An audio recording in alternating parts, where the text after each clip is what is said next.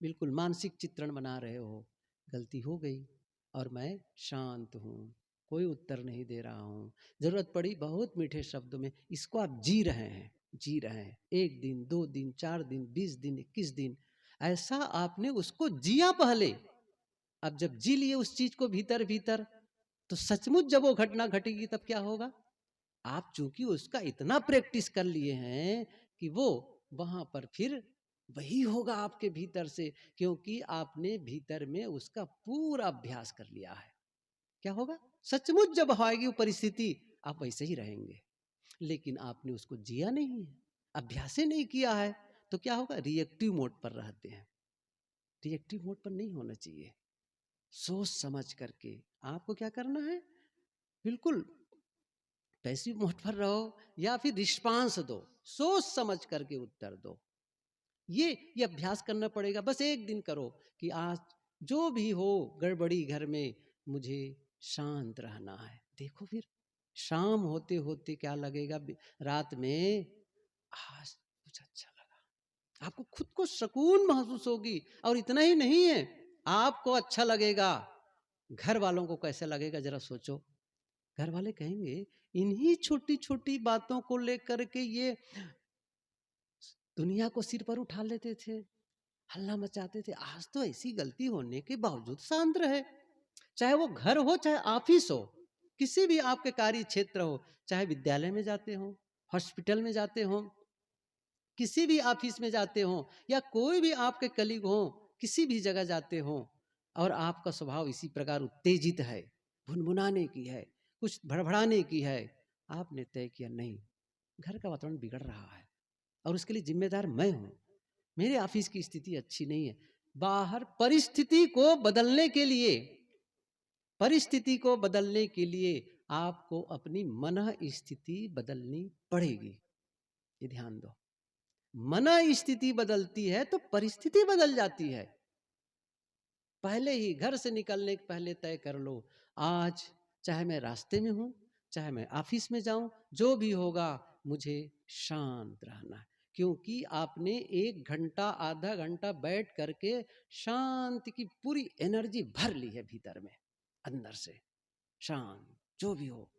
अब गए, अब जैसे ऑफिस में गए तो क्या हुआ, देखे सचमुच एक गलती हो गई, एक मातहत से, एक असिस्टेंट से, किसी से आपने पहले से तय करके आया था, कोई बात नहीं, समझाना है। आपने कहा देखो इस काम को ऐसा किया जाता है, ऐसे नहीं, अब ये गलती डबल नहीं होनी चाहिए, ध्यान रखो, इससे बड़ा नुकसान हो सकता है।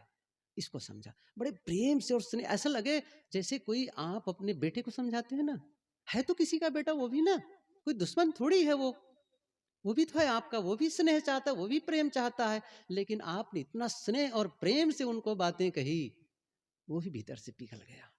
क्या कहा, देखो इतनी बड़ी गलती हुई, उसके बावजूद इन्होंने कितने प्रेम से समझाया, उनकी श्रद्धा बढ़ जाएगी। क्या होगी, और आप जो भी काम उनको बताएंगे वो करने लगेगा। और ये घटना को और भी कर्मचारी देख रहे हैं, और भी कर्मचारी देख रहे हैं, उनके भी मन में क्या, आपके प्रति एक पॉजिटिव इंप्रेशन जाएगा, एक अच्छा सकारात्मक भाव गया कि देखो कितनी उस गलती के बावजूद भी उन्होंने डांटा डपटा नहीं, शांति से समझाए। तो क्या हुआ, पहले क्या बदला, आपकी मन स्थिति क्या बदल गई, परिस्थिति। इसका उल्टा भी सच है, आप भीतर से घर के निकलने के पहले आप भड़बड़ा रहे हैं, पत्नी से लड़ाई, बच्चों से लड़ाई, और भी किसी से, अंदर से एकदम इरिटेट हैं, फ्रस्ट्रेटेड हैं, गए, बहुत छोटी गलती, चूंकि भीतर तो फटा है गुब्बारा, वहां गए और गुब्बारा फटा, भड़, जब देखो तब ये है वो है, एकदम भड़बड़ भड़बड़। क्या होगा, छोटी सी गलती के लिए इतने भड़बड़ाने की क्या जरूरत थी, लगता है वो अपनी बीवी से लड़के आया होगा, या कुछ भी सोचना शुरू कर दिया। आसपास के लोग देख रहे हैं, आज तो भैया सर का मूड खराब है, सावधानी से करना है। समझ रहे हो ना, मन स्थिति बिगड़ी, परिस्थिति बिगड़ गई वहां की। मन स्थिति ठीक हुई, बाहर की परिस्थिति ठीक हो गई। आप जिम्मेदार हैं, हमेशा ध्यान रखो। क्या कहना है, मैं जिम्मेदार हूं, किसके लिए, अपने जीवन के लिए। ये जिम्मेदारी स्वीकारो। कौन जिम्मेदार है आपके और हमारे जीवन के लिए? हमेशा ध्यान रखो, मैं अपने जीवन का जिम्मेदार हूं। कितना? मैंने एक पुस्तक पढ़ी, मन चाहे सफलता कैसे पाए। 25 सूत्र दिए हैं उन्होंने, 25 सूत्र। और पहला सूत्र बताता हूं, उन्होंने क्या कहा? आप अपने जीवन की 100% जिम्मेदार हैं। 100 लिखा, परसेंटेज लिखा, 100%। आगे उन्होंने लिखा 99 से काम नहीं चलेगा। होता क्या है, 33 पा जाओ तो भी पास है कि नहीं है? 60 में तो फर्स्ट डिवीजन आ गए। यहाँ क्या कहते हैं, जीवन में 99 से काम नहीं चलेगा, 100% जिम्मेदार है। आप कहेंगे मैं तो जिम्मेदार हूं अपने जीवन का 100%। सुन लो पहले शर्त, जिम्मेदार होने का मतलब क्या होता है। यदि सचमुच आप अपने जीवन की जिम्मेदारी लेते हैं, इसका अर्थ है आपके साथ आपके जीवन में जो भी होता है, अच्छा बुरा, हानि लाभ, दुख सुख, मान अपमान, जो कुछ भी होता है, उसके लिए आप दूसरों को दोष नहीं देते और बहाना नहीं बनाते। ये जिम्मेदारी का एहसास होना चाहिए। क्यों करेंगे? कुछ तो है मेरे में, मैं इसे ठीक करूंगा। तो मना स्थिति बदल। और मैंने बताया छोटे छोटे संकल्प पहले ही तय कर लो, बैठ करके थोड़ा सा। तो कुछ बातें मैंने क्या क्या कही। एक तो कहा मिठाई छोड़ के देखो, टीवी ऑन करना बंद करके देखो, ये तय करके देखो कि भी चलो आज कुछ नहीं बोलना है। एक छोटा सा और ये ले सकते हैं, आज थोड़ा सा अप होना है ना, थोड़ा और कुछ करना है। आज मैं नाश्ता तब करूंगा जब मैं सदग्रंथ के 5 पन्ने पढ़ूंगा। कितना कहा? 5 पन्ने। मैं नहीं कह रहा हूं पूरी पुस्तक पढ़ो या घंटा भर पढ़ो, 5 पन्ने जब तक मैं। और सदग्रंथ का मतलब समझ रहे हैं मैं क्या कहना चाहता हूं? जो आपके जीवन उत्थान में सहयोगी हो, जो आपके मन को निर्मल बनाने में सहयोगी हो, जो आपके पारिवारिक रिश्ते को सुधारने में सहयोगी हो, जो आपके सुंदर स्वास्थ्य के लिए सहयोगी हो, जो आपके समृद्ध जीवन जीने के लिए सहयोगी, सम्मानित जीवन जीने के लिए, संयमी जीवन जीने के लिए जो प्रेरित करे, ऐसे सदग्रंथ, मतलब थोड़े में कहूं तो जीवन निर्माण की पुस्तक को मैं 5 पन्ने पढ़ूंगा बस। आप समझ रहे हैं 5 पन्ने का मतलब क्या होता है? 5 पन्ने का मतलब होता है 10 पेज, और 10 पेज का मतलब होता है 1 महीने में 300 पेज। गणित सही है ना? 300 पेज, और साल भर में 3600 पेज। 3600 पेज, और 3600 पेज आप समझ रहे हैं कितना होता है? बड़ी पुस्तक हो जाती है। कितने वॉल्यूम की हो जाती है? 3600 पेज। कई लोग जीवन भर उतना नहीं पढ़ पाते हैं, और आप 1 साल में पढ़ लेंगे। तो 1 साल में पढ़ेंगे तो उसमें जो ज्ञान है ना, वो आपके भीतर जाएगा। थोड़ा जाएगा भले, लेकिन गया ना वो। कई लोग क्या कहते हैं, क्या बताएं, पढ़ते हैं याद नहीं रहती, सुनते हैं याद नहीं रहता है।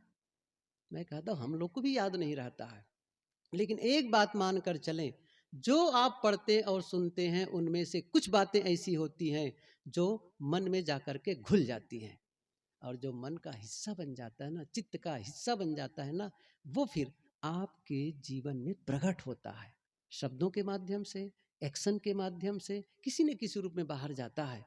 इसलिए स्वाध्याय रोज। और कितना कितना बढ़े? 5 पन्ना। थोड़ी सी शुरुआत करिए। 5 पढ़ना असंभव है। और किसके लिए? अपने लिए तो पढ़ रहे हो। हमें अपने लिए तो पढ़ना है इस चीज को।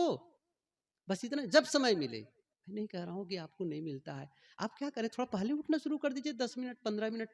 15 मिनट पहले, मान लो आप 6 बजे उठते हैं, यदि आप 6:30 5:30 को उठ गए, आधा घंटा मिला आपको, आधा घंटा। और इसको कहीं 1 घंटा बढ़ा लिए, उसको आधा आधा घंटा कर, थोड़ा थोड़ा करके, थोड़ा थोड़ा एक एक दिन 10-10 मिनट बढ़ाते चले गए, और 1 घंटा बढ़ा लिए। साहब 1 घंटा रोज। देखिए जीवन का तो नहीं बढ़ा सकता आपके, कि आपका जीवन बड़ा हो जाए, उम्र इतना हो जाए आपकी, ऐसा नहीं है। लेकिन यदि 1 घंटा रोज बचाते हैं, 1 घंटा रोज, 1 महीने में, 1 महीने में 30 घंटे, सही है ना? 30 घंटे, 30 घंटे। एक आध दिन करो जो लापरवाही हो गई, 24 घंटे मान के चलोगे ना, 24 घंटे कितना होता है? आप जोड़ते चले जाइए। यदि आप 60, 65, 70 साल जीते हैं और 1-1 घंटा आप रोज का बढ़ता है, कितने साल की उम्र बढ़ जाएगी? कितने साल की बढ़ जाएगी? और उस 1 घंटे को क्या करना है? निकाले अपने लिए है। थोड़ा सा स्वास्थ्य को सुंदर बनाने में, थोड़ा सा अंतस को सुंदर बनाने में, शरीर को सुंदर बनाने में और आत्मा को, बस दोनों को थोड़ा थोड़ा समय दे दो। आधा घंटा उसमें, आधा घंटा उसमें काम करो। जीवन ऐसे ही बदलता है। आप कहेंगे अपने आप कोई प्रभु चमत्कार कर देगा, आशीर्वाद दे देगा, भगवान भरोसे बैठे रहेंगे? भगवान ने इतनी बड़ी पृथ्वी दी, इतना बड़ा आकाश, इतने बड़े सूर्य, ये सारा वातावरण, और आप भरोसे बैठे कि वो क्या होता है, सब काम कर दे, बस यहां तक के इतना कर दे कि वो मेरे मुंह में भोजन भी डाल दे, चबा भी जाए और घुट भी खुद कर दे।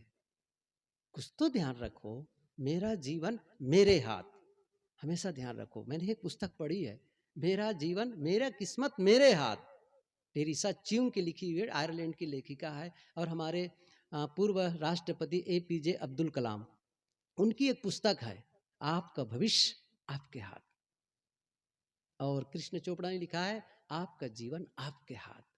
क्या कहना है? मेरा जीवन मेरे हाथ, मैं इसे अपने ढंग से निर्मित करूंगा और इस जीवन का आनंद लूंगा। भरोसे मत बैठे रहो कोई आएगा, उनके पास और कोई काम नहीं है, भगवान राम के पास आप एक जीवन को ठोकने गढ़ने आएंगे? आप अपने जीवन के शिल्पकार हैं। आपको हाथ मिला, आपको सोचने की क्षमता मिली, आपको देखने की क्षमता मिली, यही तो है शक्ति। अब उस शक्ति का सही उपयोग करना शुरू कर दीजिए। सही सोचो, सही बोलो, सही करो, बस इसके लिए छोटे छोटे संकल्प लो। आज बस सुबह उठे निर्णय ले लिए, मेरे मुंह से एक शब्द भी कटु नहीं निकलेगा, जब बोलूंगा मीठा। तय कर लो। साहब ने तो यही कहा है, यही कहा है सदगुरु कबीर ने, घूंघट का पट खोल रे तो को पीऊ मिलेंगे, घट घट में वह साई बसतु है, कटु को वचन मत बोल रे तो वो साई मिलेंगे। सब जगह साई है, सब जगह, सब घट में बसा हुआ है। कहां से अलग ढूंढने जा रहे हो? सब जगह है वो, हर घट में है। बस उन्हें सताओ मत, उन्हें तकलीफ मत दो। एक निर्णय ले लो, मीठे शब्दों का प्रयोग, बस देखो कैसे जीवन बदलता है। हमें करना है ये काम, आपको भी और मुझे भी। हम सब अपने जीवन के जिम्मेदार हैं। जीवन को तराशना है, संवारना है और जीवन का सही रिजल्ट पाना है। आप सबको बहुत बहुत धन्यवाद। बहुत सारी बातें हो गई 3 दिन में। मास्टर साहब जी का आभार, जो हम लोग को इतना स्नेह दिए, प्रेम दिए, और अजय को